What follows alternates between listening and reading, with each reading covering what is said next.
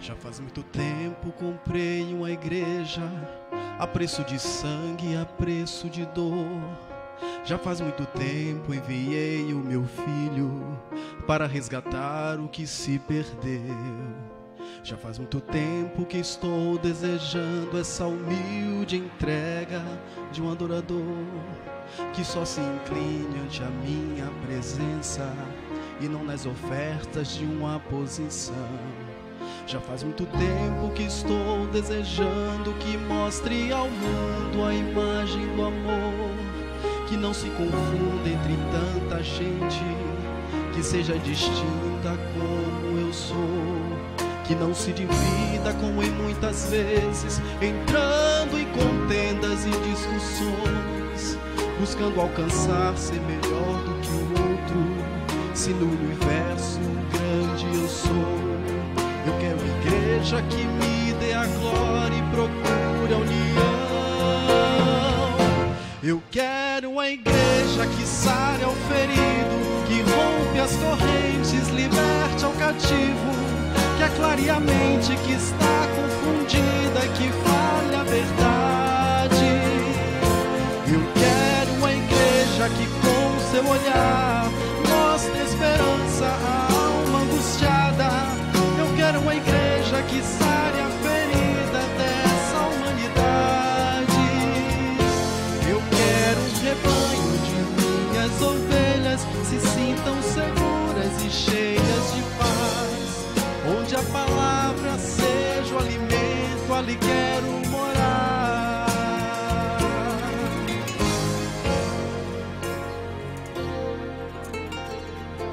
Eu quero uma igreja que com seu louvor perfume o meu trono neste lugar. Igreja que saiba fazer diferença entre o bem e o mal. Onde está a igreja que foi perdoada e libertada do castigo atroz? Aquela que vê o que está caído, estende a mão e concede o perdão. Igreja desperta, chegou o momento da redenção. Eu quero uma igreja que sare ao ferido, que rompe as correntes, liberte ao cativo, que aclare a mente que está confundida e que fale a verdade. Eu quero uma igreja que com seu olhar mostre esperança à alma angustiada. Eu quero uma igreja que sare a ferida dessa humanidade. Eu quero um rebanho de minhas ovelhas se sintam seguras e cheias de paz, onde a palavra seja o alimento, ali quero morar.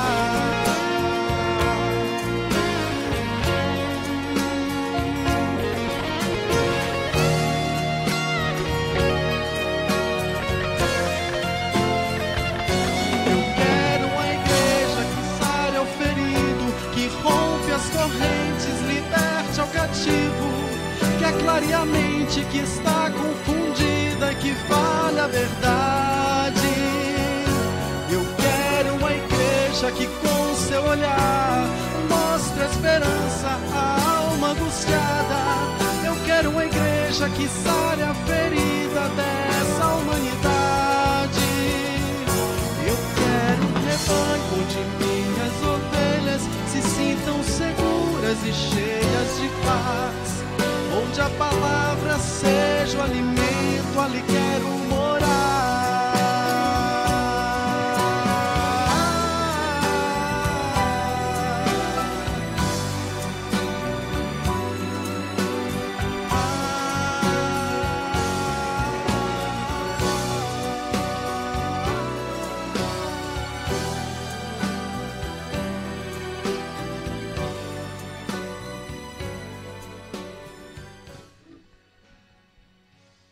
Bendito seja o Senhor.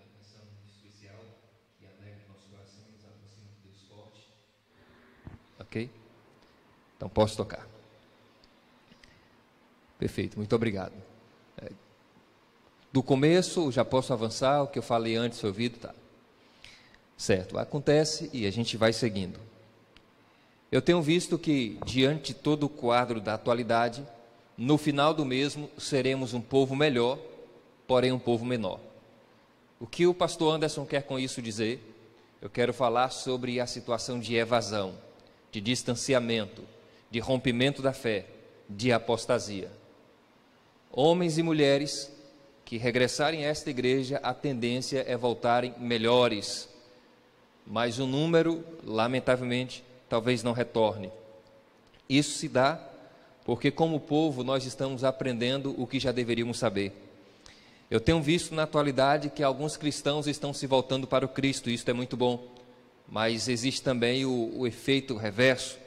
Pessoas que deveriam estar em Cristo estão cessando a caminhada com Cristo. Este momento onde a minha vida, os meus pensamentos deveriam se voltar para Deus, muitos estão se voltando para outros caminhos, senão o caminho de Deus. E nós estamos vivendo um momento delicado, mas um momento de oportunidades de crescimento do povo de Deus. Você pode abrir a sua Bíblia em Números, no capítulo 13. Eu quero refletir com você um pouquinho sobre esta história clássica da Bíblia. Os versos vão estar girando em torno dos capítulos 13 e 14 do livro de Números.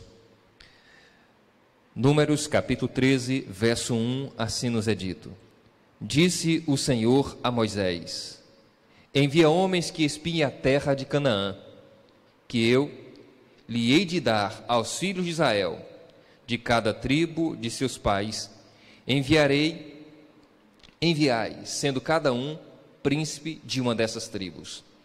O verso 1 e 2, verso 1 destaca de quem vem a voz de comando, de Deus, embora no livro de Deuteronômio é apontado que é o povo que apresenta para Moisés esta proposta de enviar pessoas a espiar a terra. Moisés apresenta esta ideia do povo a Deus e Deus faz valer esta proposta. Deus envia, e no momento em que Deus envia, ele reafirma a promessa. Aquele povo iria possuir a terra que seria espiada, porque essa terra fora prometida aos amados de Deus mais de 4 séculos antes, a Abraão, a Isaque e a Jacó. E era tempo da palavra de Deus se concretizar na experiência de Israel. Te faço algumas perguntas. Você conhece Samua? Você conhece a respeito de Gadiel, ou até mesmo Amiel, Jeuel? Se lembram desses homens? Sim, esses são alguns dos espias que foram enviados por Moisés a contemplar a terra. Terra que, na descrição dos próprios espias, manava leite e mel. O que é possível perceber é que dos 12 homens que foram enviados como príncipes, eles voltam com uma postura muito contrária à de um príncipe, homem de porte, de influência, de vigor e de um discurso positivo. Esses homens estiveram a espiar a terra por 40 dias, e ao contemplarem a terra, perceberam a beleza da terra, perceberam a grandeza das pessoas que ali residiam, perceberam as muralhas que edificavam as grandes cidades daquela terra, observaram que a terra era fértil, colheram dali frutos que trouxe encanto e deleite ao coração dos expectantes. Mas aqueles homens talvez tivessem aparência de príncipe, porte de príncipe, até discurso de príncipe, mas não tinha coração de guerreiro. E na atualidade nós podemos perceber homens que têm porte de príncipe, discurso de príncipe, mas não têm coração de guerreiro. Eles estão na iminência do reino, eles estão a um passo da terra prometida, mas eles estão retrocedendo e levando um discurso de caos, de pânico e de desespero àqueles que deveriam se apegar à potente voz de Deus. Esses homens espiam a terra, 40 dias contemplando a terra, 40 dias desfrutando daquilo que Deus, em sua infinita palavra, havia declarado que seria de Israel. Interessante é que não foi enviado qualquer um homem, foram enviados os melhores homens, a saber, homens de influência, de respeito e de confiança, o melhor dos melhores. mas nem sempre aquilo que é melhor à minha vista é o que Deus encara como sendo melhor. Na visão de Samuel, Eliabe era o melhor, mas na visão de Deus não, o melhor era Davi. Na visão de homens e mulheres você pode ser descreditado, mas na compreensão de Deus você é o homem, você é a mulher para este tempo. Você é o homem levantado por Deus para esta hora. Então Deus envia homens a espiar a terra, mas esses homens vêm com um discurso não de herói, mas um discurso de derrotados, um discurso de homens frágeis. Aqueles homens tinham na sua experiência de vida uma mente muito curta, porque os 12 homens que espiaram a terra participaram das ações gloriosas de Deus no Egito. Perceberam que a espada não foi desembainhada e Deus declarou vitória absoluta de Israel sobre o Egito, que era a maior potência daqueles dias. As pragas, o fim do exército egípcio na travessia do Mar Vermelho, deveria firmar aqueles homens na certeza de que a palavra de Deus tinha o seu valor e ela era objetiva e clara. Mas os homens, depois de contemplarem todo aquele ambiente, eles voltam ao povo com um discurso de derrota. A narrativa, ela é presente a partir do verso 25, pois diz que ao cabo de 40 dias, eles voltaram de espiar a terra.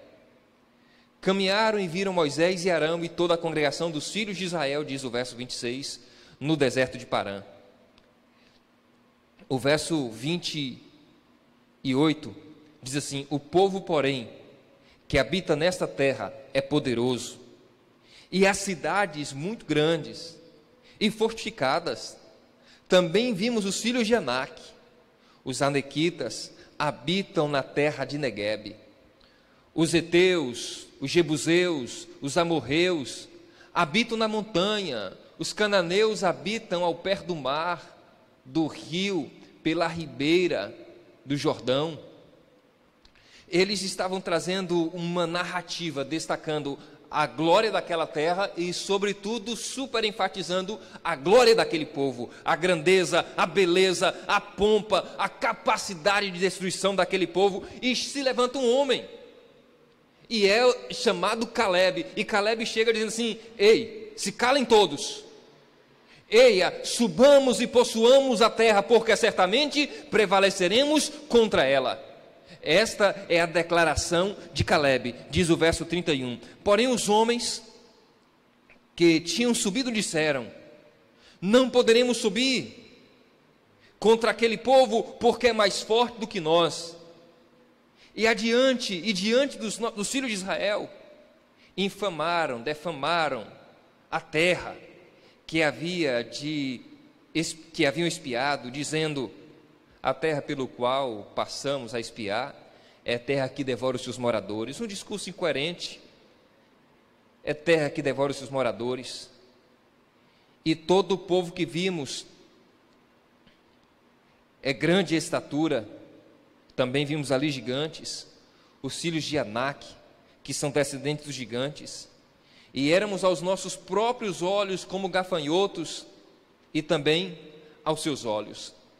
Nós já estamos aqui percebendo graves situações de distorção no discurso e na visão daqueles homens a respeito de si mesmo e do seu povo.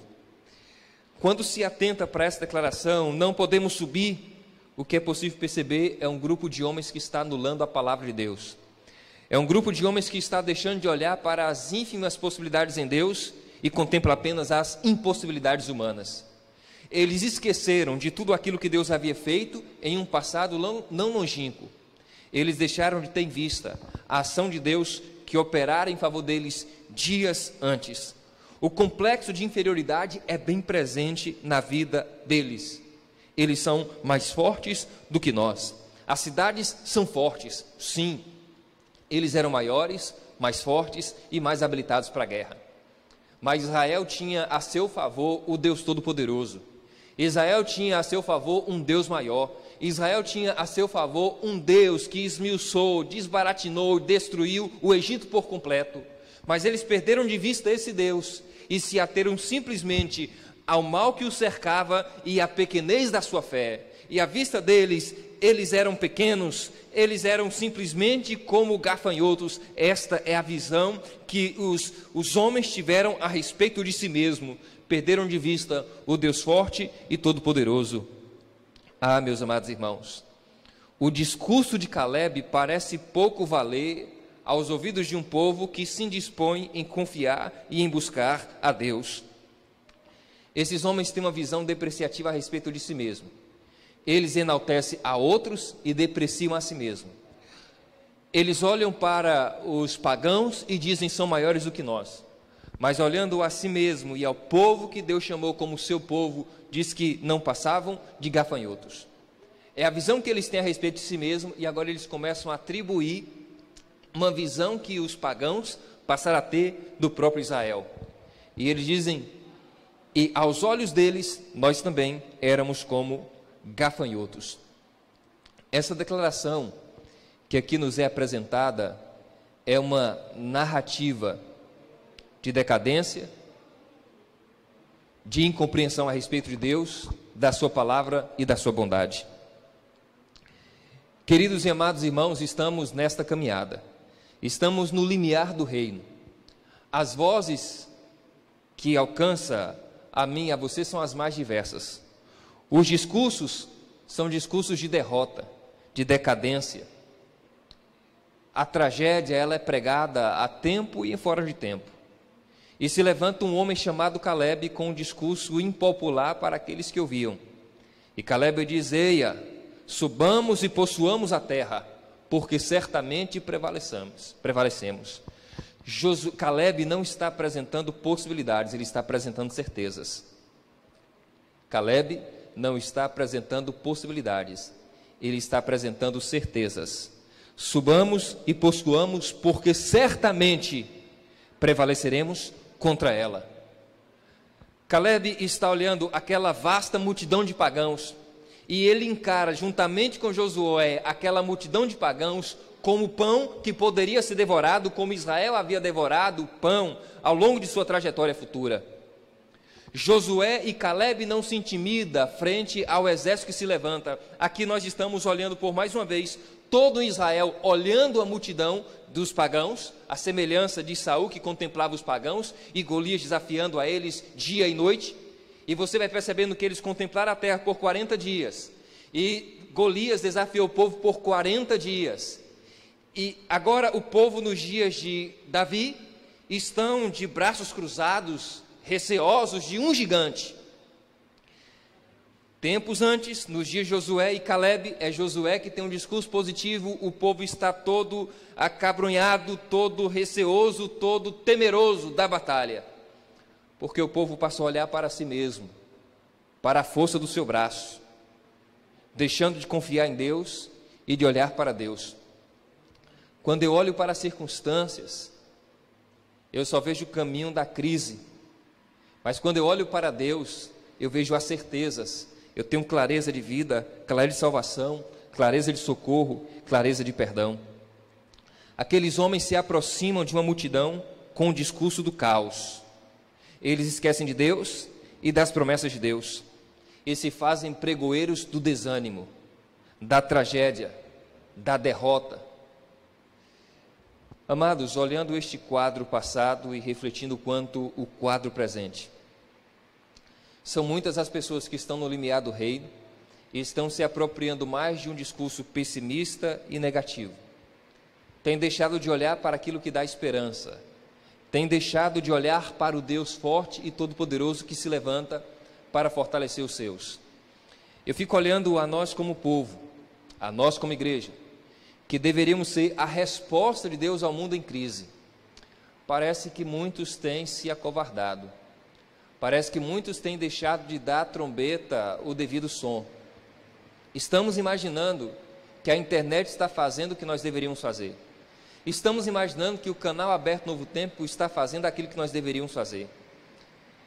E estamos deixando de entender o nosso papel pessoal neste momento. Nesta hora em que nós nos encontramos, você seria enquadrado como figuras de Josué e Calebe, ou seria encarado como os outros 10 espias, que a Bíblia faz menção do seu nome apenas uma vez, no momento do envio, e depois silencia? Ficaremos na obscuridade da história, ou nosso nome irá tramitar na história como sendo aquele que deu à trombeta o sonido certo? Ah, meus amados irmãos, além de nos vermos apossados pelo caos que é propagado, estamos propagando o caos. Ao invés de usarmos nossos lábios para transmitir palavras de bênção, estamos avançando no discurso de maldição, num discurso pessimista, num discurso de crise, de morte e de tragédia. Ah, meu querido e amado irmão, eu quero que você saiba uma coisa: se está difícil, vai ficar pior ainda. Se está difícil, vai ficar pior ainda. Pastor, você não disse que existem muitas pessoas que estão trazendo um discurso de caos e de morte, e você está fazendo a mesma afirmativa? Entenda, meus amados irmãos, eu estou dizendo que vai ficar pior, porque por multiplicar-se a iniquidade, o amor de muitos há de esfriar. O mal vai se alavancar cada vez mais. Hoje estamos travando uma batalha contra aquilo que é invisível. Dentro de alguns dias, iremos travar uma batalha sobre aquilo que será visível. Hoje, alguns estão se acovardando, se encolhendo, silenciando diante de um vírus, que pode ser uma possibilidade. Eu posso contrair o vírus, ter uma situação agravada de saúde, ou algo muito simples, mas no momento futuro será não apenas possibilidades, será certeza. Porque por ocasião de decreto dominical, por ocasião de perseguição, aqueles que se dispuserem a anunciar as grandezas de Deus, no mundo onde as verdades serão pisadas, onde a verdade e a possibilidade de pregação livre será privada, falar sobre sábado, falar sobre verdades bíblicas, vai gerar indisposição, vai gerar perseguição, vai gerar privação de direitos, aprisionamento e morte. Se hoje, diante de uma possibilidade, eu estou me privando de propagar, eu estou me privando de ser aquilo que Deus me tem chamado a ser, quando o processo de perseguição for deflagrado contra a igreja de Deus, quantos irão resistir? Eu encaro tudo isso como sendo um treino, e sendo um treino, eu vejo homens e mulheres desistindo muito facilmente. Eu vejo homens e mulheres sendo vencidos pelos discursos alarmistas que estão sendo apresentados. Existe, por sua vez, o discurso equilibrado, existe, por sua vez, o discurso alarmista. E duas palavras nesses últimos dias prevaleceram no ambiente adventista do sétimo dia: fé e prudência. Fé e prudência. O que me cativa a atenção é que em algum momento a prudência anulou a fé. Em algum momento, a prudência anulou a fé. É comum ver, e parece até, que o vírus não está no supermercado, não está numa farmácia, não está em um ônibus, parece que o vírus não entra no metrô, parece que o vírus não está no Uber, não está em um táxi, parece que o vírus não está na casa do parente, mas parece que o vírus está na igreja. Parece que todo o vírus se concentra apenas na igreja e é o único lugar que a gente não pode ir. Outro dia alguém argumentava com um pastor dizendo: pastor, quando estava iniciando o vírus, a igreja estava aberta. Agora que parece que o vírus está no seu pico, a igreja diz que abre. Meus amados irmãos, o que nos intimida como igreja não deve ser um vírus. O que nos fez cessar o processo de culto na igreja foi um decreto legal, e a gente se porta dentro da legalidade. E o que nos estimula e convida a igreja a regressar é também um decreto. Agora, o interessante é que alguns antes do decreto já não vinham, e agora durante o decreto e talvez pós-decreto não venha nunca mais. E eu fico pensando, será que estamos nos portando como povo? Eu fico a pensar também, em alguns momentos, quando prego nas lives ali pelo Zoom, eu fico olhando as telas, e um grupo que eu vejo ausente das telas é o grupo dos jovens. Ali, quando eu prego, eu dou aquela olhada, E eu vejo, na maioria das vezes, pessoa de 35, 40, 50 anos como sendo a parte mais presente. Eu não sei onde se encontram os nossos jovens. É possível que eles tenham buscado pregadores que tenham uma linguagem mais própria para eles. É possível que um outro até esteja pregando. Mas eu gostaria de ver um ativismo religioso dos jovens nas redes sociais. Eu gostaria de ver um ativismo religioso dos jovens nas ruas. Eu gostaria de ver um ativismo religioso da igreja no mundo em crise. O silêncio parece prevalecer e neste momento parece que nos enquadramos a esses 10 espias que dizem assim: olha, o vírus é maior do que nós, o vírus é maior do que Deus, o vírus é maior do que a promessa, vamos nos silenciar. Um vírus parece que amordaçou a igreja de Deus. Um vírus parece que amordaçou a igreja de Deus, mas pastor, nós estamos pregando como nunca antes. Você está pregando nas redes sociais, está pregando na internet, das mais diversas formas. Você está pregando para aquele que vai à internet e talvez te ouça. O que a gente coloca na internet alcança quase que na maioria das vezes o nosso próprio povo, e olhe lá. Existem aqueles que não têm acesso à internet. Existem aqueles que, ainda que tenham acesso à internet, se indispõem em abrir em algo que fale em nome de Deus.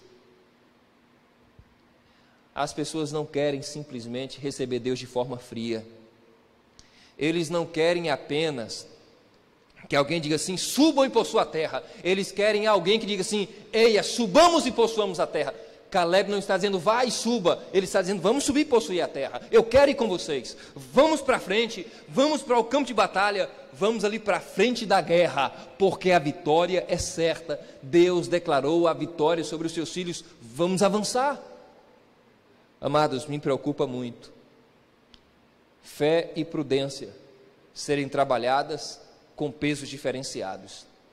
Deve haver equilíbrio, porque uma fé destituída de razão gera loucura, gera distorção de verdades, mas uma prudência destituída de fé, ela vai gerar estranhamento, frieza, medo, tensão. Parece haver em nossa realidade mais adventistas que cometeram suicídio do que adventistas que foram alcançados pelo coronavírus. Parece que a apostasia está assolando mais a igreja do que o próprio vírus. Este momento é um momento de reflexão, é um momento de crescimento, é um momento de aproximação de Deus. Este momento é para a palavra ser mais apreciada, é para as profecias serem melhor compreendidas, é um momento para passar maior tempo em oração, é um momento para ser aquilo que já deveríamos ser, mas na realidade para alguns, este momento tem sido o momento de ver o filme não visto, de recapitular capítulos perdidos de uma novela que está disponível na internet. Alguns têm vivido no tempo presente a semelhança dos homens nos dias de Noé, comendo, bebendo e dando-se em casamento. As questões religiosas e espirituais têm sido vistas com indiferença. A missão é tida com apatia. Enquanto alguns estão se distanciando do reino, alguns outros estão se aproximando do reino, e bendito seja Deus. Enquanto alguns deixam as fileiras do reino de Deus, outros ocupam os lugares que estão sendo deixados vagos. Amados, o capítulo 13 é uma descrição da terra contemplada, do fruto daquela terra. O capítulo 14 nos traz a descrição da reação do povo. O povo começa a chorar, o desespero é presente na alma. O resultado é que o povo agora tem sede do Egito. O povo deseja regressar ao Egito. O povo pede para si a morte, o povo pede um líder para o regresso para o Egito. Interessante é que o Egito que aquele povo havia deixado já não era mais o mesmo. O Egito que muitos judeus haviam crescido já não existia mais. Já não existia a glória egípcia, já não existia a riqueza egípcia, já não existia mais o exército egípcio, já não existia mais a pompa egípcia, porque o Egito agora estava esfarelado.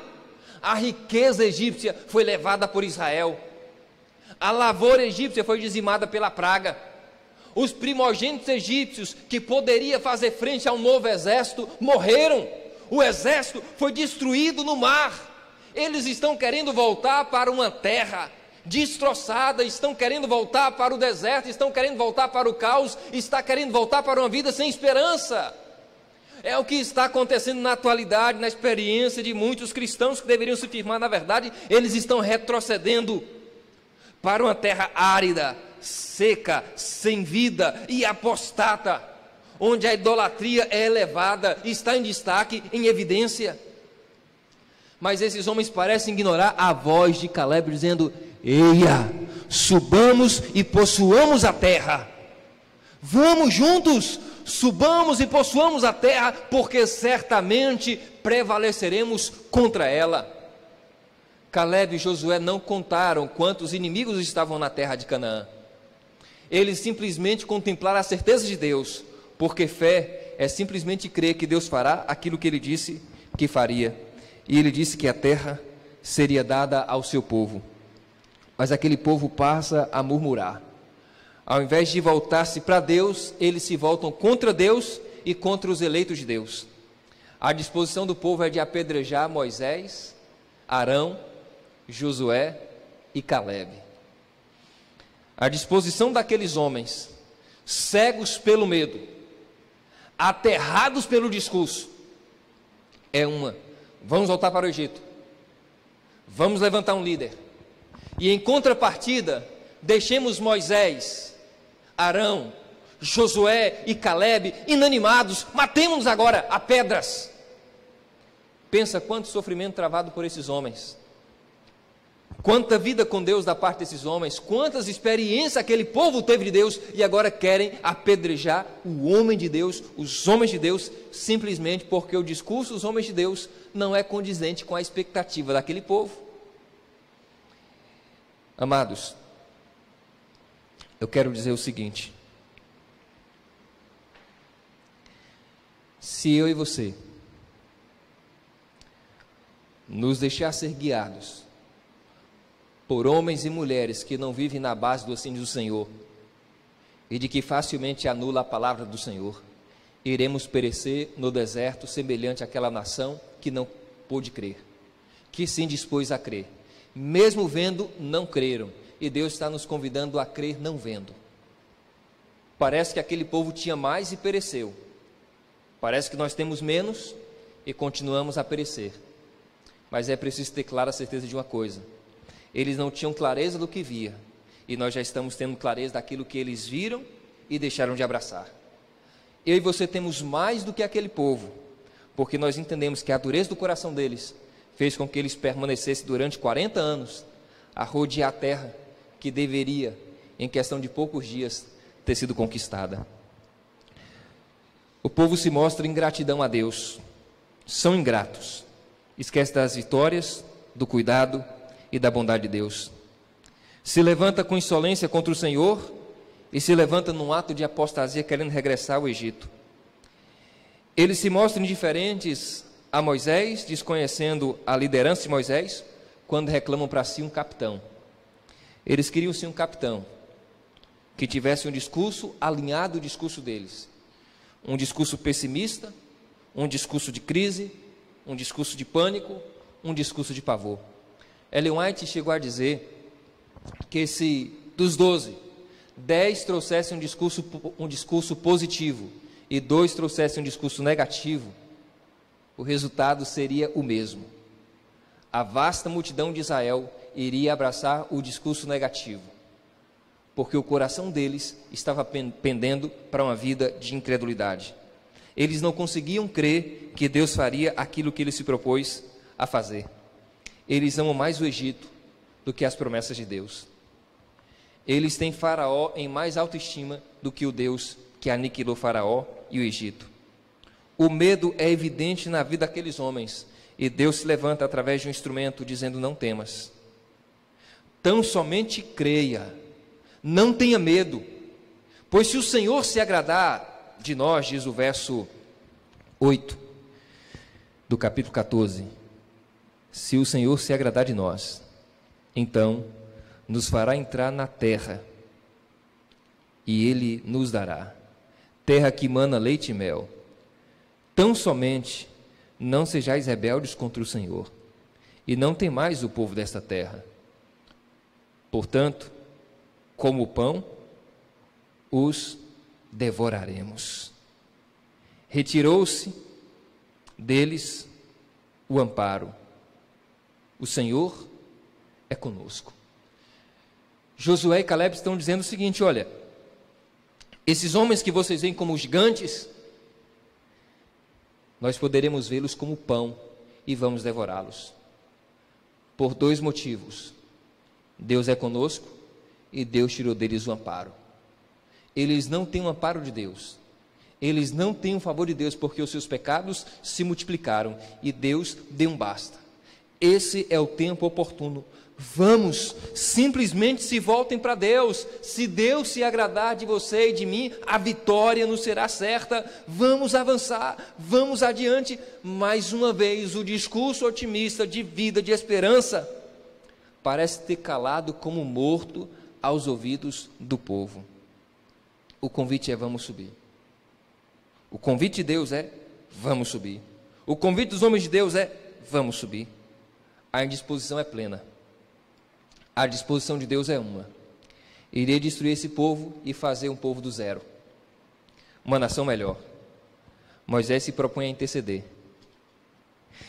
No capítulo 14, no verso 42, depois que o povo tem compreensão de todo o desfecho, depois de que o povo entende que Deus não traria mais o favor, de que aqueles de 20 anos para cima não possuiria a terra que Deus prometeu a Abraão, Isaque e Jacó, o povo carrega no coração uma disposição, e diz o verso 42: não subais, pois o Senhor não estará no meio de vós, para que não sejais feridos diante dos inimigos. E o que o povo faz, diz o verso 42, contudo temariamente tentaram subir no cimo do monte, mas a arca da aliança do Senhor e Moisés não se apartaram do meio do arraial. Então desceram os amalequitas e os cananeus que habitavam na montanha e os feriram e os derrotaram até Ornã. Quando Deus está dizendo assim, vamos, ele diz, eu não vou. Quando Deus diz, não vá, ele diz assim, agora eu vou. Percebe aqui os equívocos? No momento em que eles devem agir por fé, eles estão sendo prudentes ao ponto de anular a fé. No momento em que eles precisam ser prudentes em atender à voz de Deus, eles querem agir por fé. E o resultado qual é? Tragédia, desgraça, miséria. Nos dois momentos, são homens de Deus que está falando. Moisés fala, Arão fala, Josué fala, Caleb fala, e eles ignoram. Ignoram no momento em que deve subir, e ignoram no momento em que deve ficar. Eles ignoram no momento que deve subir para possuir a terra, e ignoram o momento em que Deus diz assim, não é para subir porque eu não vou mais com vocês. Deus é o Deus que não pode mentir. Eu disse que a terra seria dada, era uma promessa condicional. Como vocês foram diferentes, a minha palavra e a minha promessa, eu quero que vocês entendam, eu estou fazendo uma promessa. Vocês não vão subir. Aquilo que seria dado em semanas, vocês vão esperar 40 anos para receber. E aquele que tem idade maior que 40 anos, não estará por lá, exceto Josué e Caleb. Porque esses homens tiveram uma fé altruísta. Esses homens tiveram uma postura ousada. Esses homens foram firmes. Eles se quebrantaram.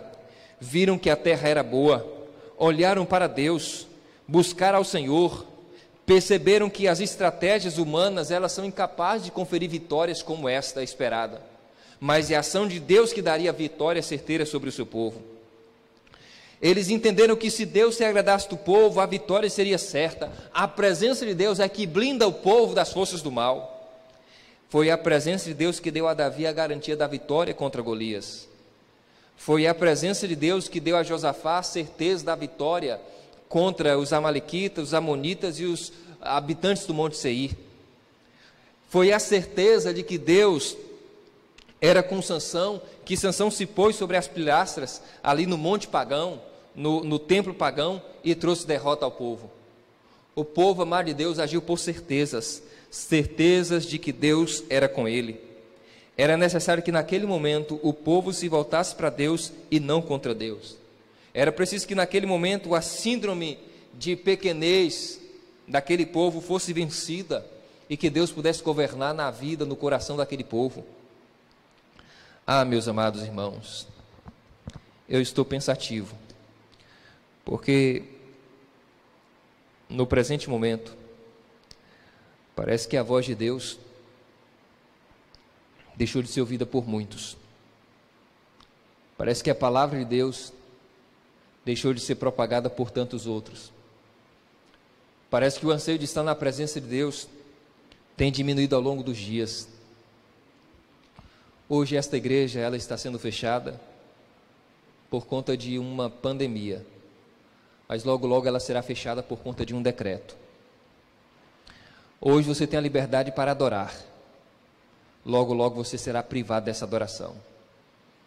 Hoje pastores e anciãos estão pastoreando as suas igrejas, através da internet e das mais diversas formas. Mas é dito na Bíblia que chegará um momento que eu não terei direito nem de compra e nem de venda. E quando sai um decreto dominical que nos priva direito de compra e de venda, a maneira em que você está sendo pastoreado não será mais possível. Porque telefonia e banco de dados é um serviço que se compra, é um serviço que se vende. Se eu não terei direito de compra e de venda, eu não vou poder pastorear você pelas redes sociais ou pela internet. Você não poderá ser pastoreado por outros. Você viverá um momento de que você vai ter que estar firmado no Senhor. E nesta ocasião, talvez a sua casa se veja dividida. Talvez os seus filhos te traiam. Talvez o seu esposo te traia. Talvez os seus vizinhos se levantem para trair você, porque você tem se indisposto a se inclinar a um sistema e está se levantando em favor da verdade. Meu querido e amado irmão, estamos vivendo hoje um treino, e nesse treino muitos já se veem reprovados. Um vírus tem intimidado muita gente. Se um vírus tem intimidado, um decreto que cessará os seus direitos de adoração, de ir e de vir, de compra e de venda. Um decreto que virá para privar você da sua liberdade de adoração, que te lançará no cárcere, que empregará sobre outros decreto para a morte. Eu te pergunto, será que a forma que eu estou encarando o tempo presente vai me dar condições para encarar e vencer o tempo futuro? Hoje, os cultos estão suspensos, ou melhor, foram suspensos, porque os cultos já foram reativados. Agora a grande questão que faço é, os cultos foram reativados, e os adoradores onde estão? Os cultos foram reativados em diversos lugares do país. Para a Igreja Adventista Sétimo Dia, os cultos foram reativados. A igreja trabalha na ideia da prudência e da fé.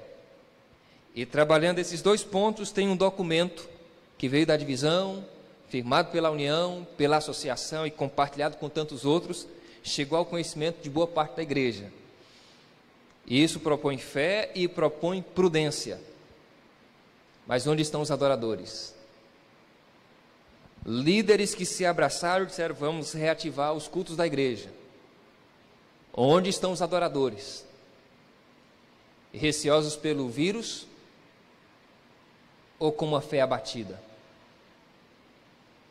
Vivendo fé e prudência com equilíbrio ou anulando a fé em nome da prudência? Ou estão indo para a feira totalmente desprovido, abraçando todo mundo, dizendo assim, eu tenho fé e não vou ficar doente? Isso não é fé, isso é loucura. Deus está convidando esta igreja a pesar com grande equilíbrio, fé e prudência. O povo de Deus no passado, quando deveria agir por fé, disseram, não é prudente ir. porque os habitantes daquela terra devoram o seu próprio povo, e o que eles vão fazer conosco? Não é prudente ir. No momento em que é dito assim, vocês não devem subir, eles agora assim, a gente tem fé, nós vamos subir, vamos vencer. Qual é o estilo de vida que nós temos vivido? Qual é a forma de fé que nós temos expressado? Qual é o tipo de cristianismo que norteia a nossa caminhada?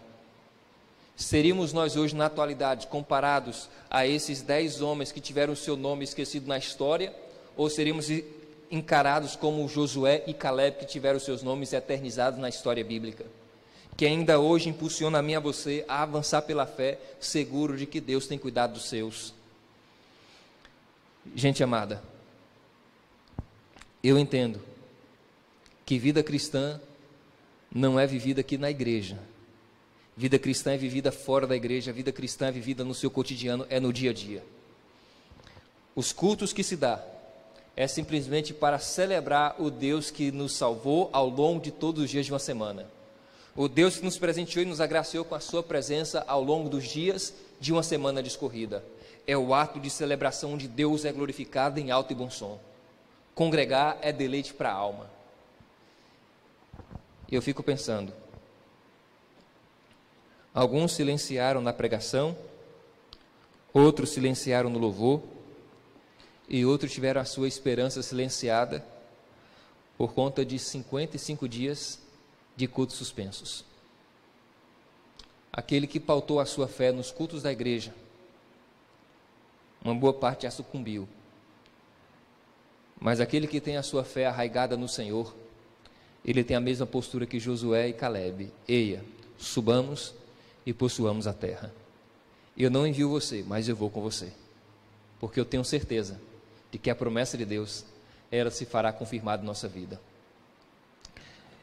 Dito isso, eu quero convidar você a entender o que Paulo chega a destacar em 2 Timóteo, no capítulo 4, verso 6 por diante. Quanto a mim, já estou sendo oferecido por libação, e o tempo da minha partida é chegada. Combati o bom combate, completei a carreira, guardei a fé.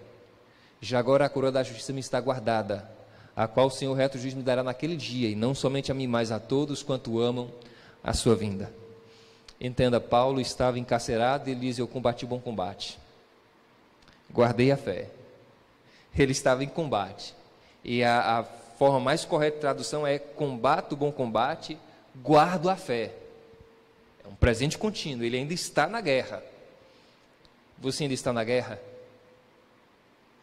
Você ainda está confiando no Senhor? Você ainda crê que Cristo virá logo, logo com poder e grande glória?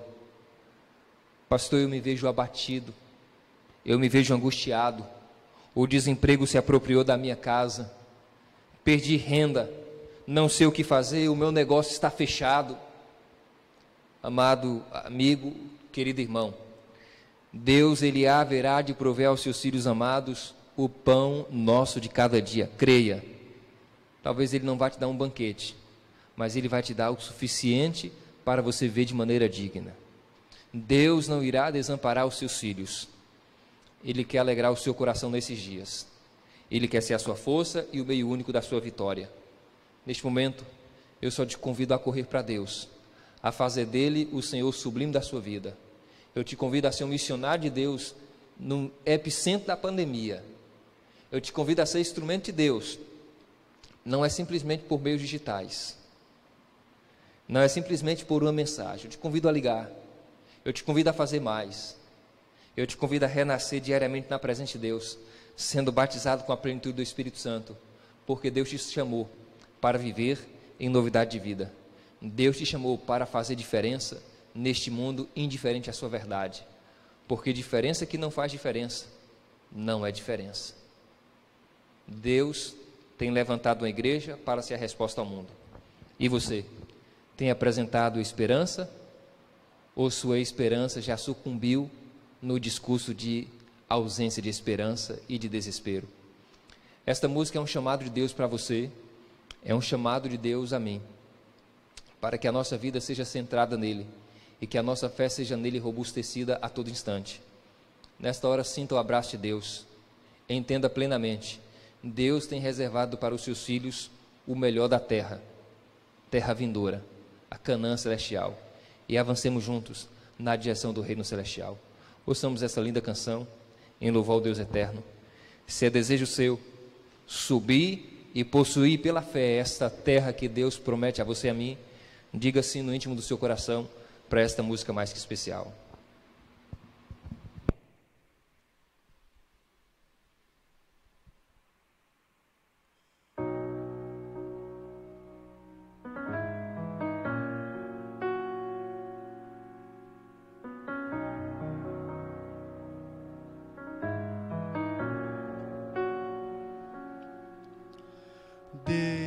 Deus, somente Deus, criou o mundo e o que nele há.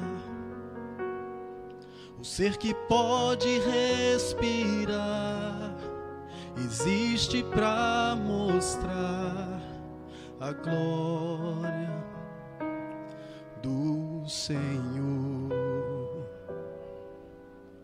Deus, somente Deus, os seus mistérios pode revelar.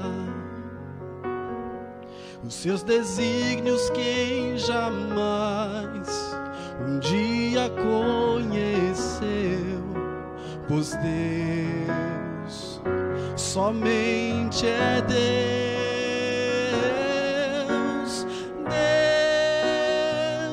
Somente Deus domina o trono do universo.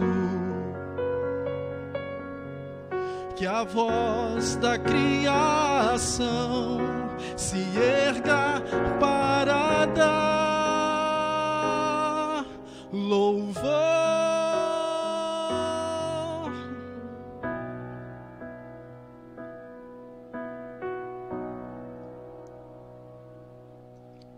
Deus, somente Deus, eternamente em nós há de inspirar a alegria de adorar, desejo de exaltar a Deus, somente a Deus.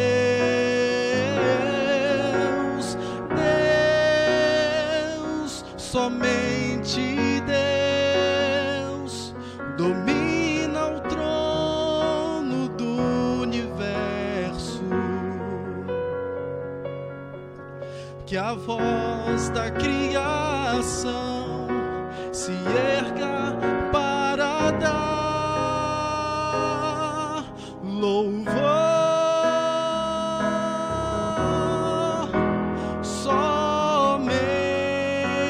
A Deus,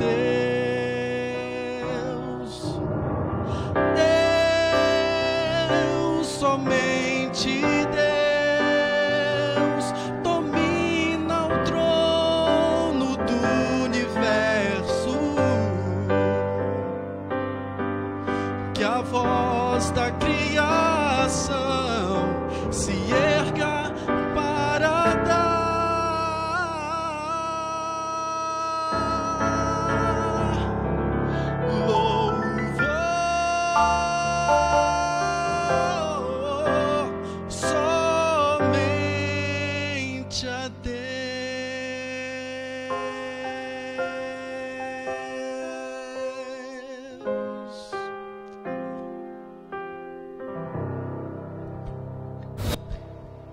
Senhor Deus, Deus forte e todo-poderoso, nós glorificamos o Seu nome porque o Senhor continua sendo forte e todo-poderoso, se assenta no trono dos céus, mas também se encontra junto a esta amada igreja.